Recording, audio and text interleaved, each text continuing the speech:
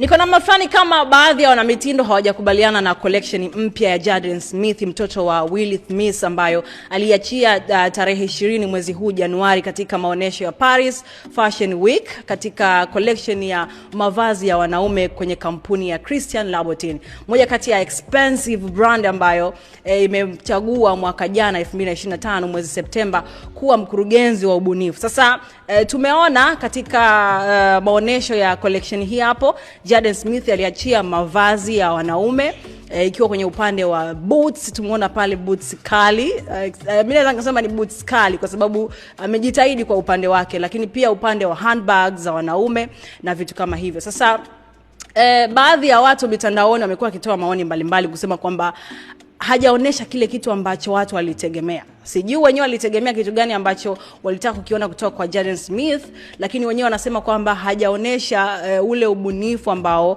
watu wangeweza kupendezwa nao kwa asilimia kubwa sana. Tuliona yeye ikiwa ni collection yake ya kwanza kabisa, wazazi wake walifika pale kumsupport, akiwa baba yake pale Will Smith na mama yake Jada Pinkett alifika pale, la familia yake kwa ujumla. Ni moja kati ya familia ambayo wameonesha kumsupport kwa asilimia kubwa sana, na baba yake moja kati ya video ambayo aliweza kuishare kwenye ukurasa wake wa Instagram akizungumza na kusema kwamba yuko proud kama mzazi kwa mtoto wake kufanya kitu hiki hapo. Tumsikilize kwa kitu ambacho alikuwa anakiongea. Shoes on. Yeah, we're at Jaden's Christian Louboutin show. I'm very, very proud. It's a little overwhelming. Yeah. Proud daddy.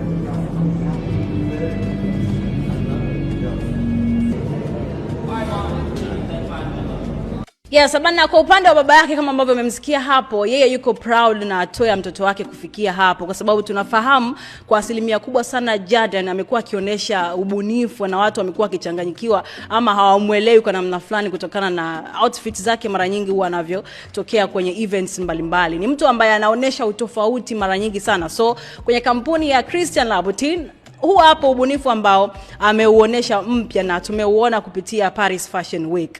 Mimi sijui kwa upande wao wenyewe wanategemea ama walitegemea waweze kuona kitu gani hasa kutoka kwa Jaden, kwa sababu kitu ambacho amekionyesha kwenye hizo hapo boots ambazo amezizindua, lakini pia handbag, I think ni kitu kizuri na ni kitu ambacho amekijaribu. Ameonyesha ubunifu wake kutumia akili yake kama creative director. I don't know kwa upande wa waja wenyewe walitegemea aweze kutoa kitu gani hasa. Labda kwa upande wako wewe utakuwa na mtazamo gani juu ya hiki hapo? Niambie kwenye upande wa comments.